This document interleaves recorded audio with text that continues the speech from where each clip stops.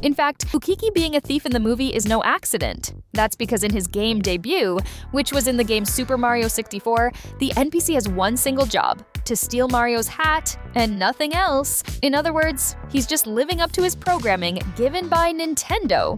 Continuing the Ukiki chase sequence, Peach and Toad actually enter the casino, and we can hear a song being played on a saxophone.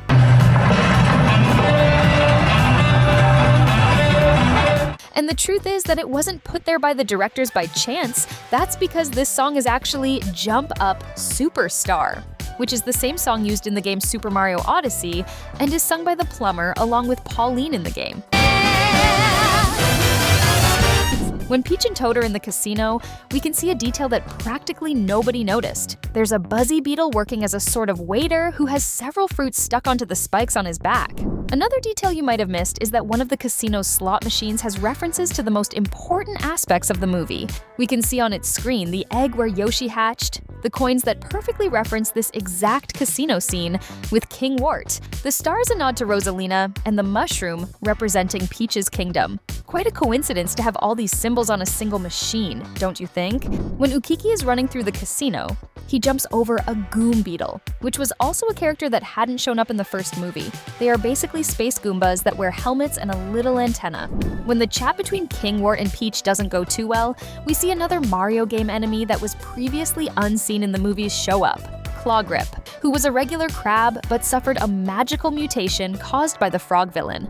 Another interesting detail that few noticed also goes down in the casino. When one of the slot machines gets 3 of a kind of the penguin suit, if you look closely you'll realize it almost got 3 of a kind of fire flowers, meaning the power Toad almost got in this scene would be that of a walking flamethrower. But he looked pretty cool in the penguin suit, I gotta admit. If there's one thing I love about Illumination movies, it's the rich detail in the characters and the scenes. For example, did you notice that the Honey Queen's crown, whom Mario, Luigi, and Yoshi visit, has some honeycomb details on it? Just like the necklace she has on her chest. Besides that, if you look closely, in the scene where the bee soldiers get emotional over Bowser's declaration of love for Peach, you'll notice that one of them is making a heart symbol with his antennas. I cracked up when I noticed that. If you made it this far, do the following. Click the subscribe button. I think we deserve it. Now let's talk about the scene in Little Bowser Jr.'s bedroom. In it, we can find some really cool Easter eggs. For instance, one of the plushies we see is shaped like a chain chomp. And on the other side, we can see a plushie of a bulrush, which are those creatures that look like a mix of a bison and a triceratops dinosaur that show up in the game Super Mario Bros. Wonder. And in the background, there is also a plushie of King Caliente that exists in one of the levels of Super Mario Galaxy. Furthermore, we can see that Bowser Jr.'s blanket has drawings of none other than Thwomp, one of the most classic and dreaded obstacles in the entire Mario franchise. Seriously, if you've ever played Super Mario Bros. 3, you know that Thwomp is practically invincible. Also, we managed to see that there is a lamp in the bedroom shaped like Boo, that ghost that makes Luigi's life a nightmare in the game Luigi's Mansion.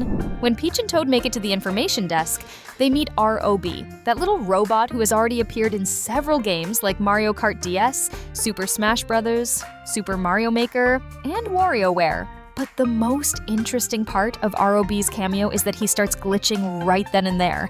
And that's no coincidence, since this was a joke the director sneaked into the movie about the fact that R.O.B., who was actually created to be an accessory for the NES console, really did break down a lot. And to double down on the joke, we see that R.O.B.'s coffee mug has the oil light symbol that flashes in cars when they are broken down. That detail was simply genius. Of course, we can't forget to mention the cross-game reference, which is when the Pikmin appear for the first time coming out of their rocket at the space station.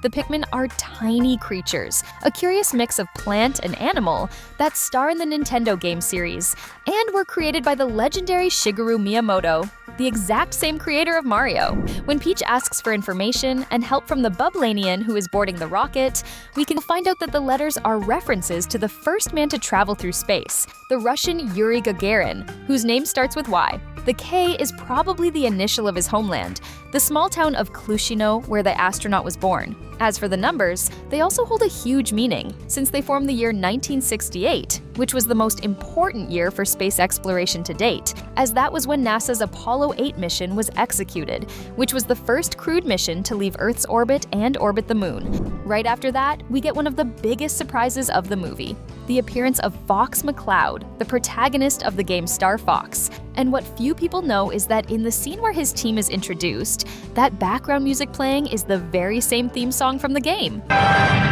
Leader of the legendary Star Fox team! Other really cool details we found are in the scene where Bowser Jr. activates his arsenal, and we can see some awesome references. For example, we can see 2 Nintendo Zappers, which is a classic video game accessory shaped like a light gun created by Nintendo for the NES in 1985. Moreover, we can notice that one of the Zappers is red and the other is blue, which are clear nods to the Nintendo Switch Joy-Cons. 1 red and 1 blue. And we also spotted the blue boomerang, which we find in the game Super Mario 3D World, where we are introduced to the blue suit worn by Mario, where he gets a turtle shell on his back, which is Boomerang Mario. Another item we can notice in Bowser Jr.'s lineup is the Flash Liquidizer Ultra Dousing Device, better known simply as FLU, which is a water-spraying device designed to be worn on the back and was also created by Professor Egad, the same creator of Bowser Jr.'s paintbrush. But we see that the weapon Bowser Jr. ends up using is the Super Scope, which turns to be used on the NES as a light gun in the game Yoshi's Safari. But it has another interesting appearance in the franchise. It was used in the awful live-action movie from 1993 as an evolution gun. Exactly the opposite of what happens now in the second Mario movie. Detail.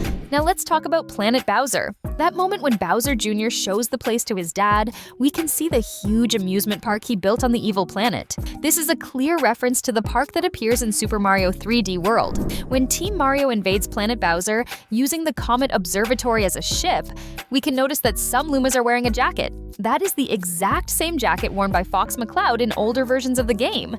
So, had you noticed that one? Of course, we can't fail to mention that Bowser Jr.'s monitor shows Peach and Mario in their very first 16-bit game versions. After a very intense battle, Luigi manages to grab Bowser Jr.'s paintbrush, and that little guy he creates is none other than Mr. Game & Watch. He is a mascot created to be the generic representation of all the protagonists from the Game & Watch line of handheld consoles, which Nintendo released in the early 1980s. If you want more videos like this, comment down below, add more.